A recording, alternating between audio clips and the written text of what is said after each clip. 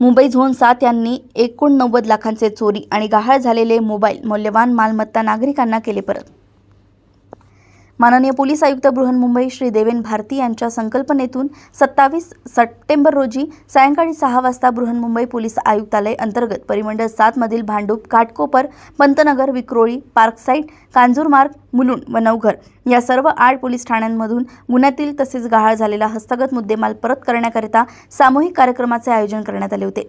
परिमंडळ 7 मधील police ठाण्यांकडून snatching, जबरी चोरी, घरफोडी चोरी, मोबाईल चोरी तसेच इतर चोरी व गहाळ झालेले मालमत्ता इत्यादी मालमत्ताविषयी गुन्ह्यातील हस्तगत मौल्यवान दागिने, वाहने व मोबाईल यांचा तांत्रिक तपास करून एकूण 89,79,508 रुपये किमतीची हस्तगत मालमत्ता करण्यात आली होती।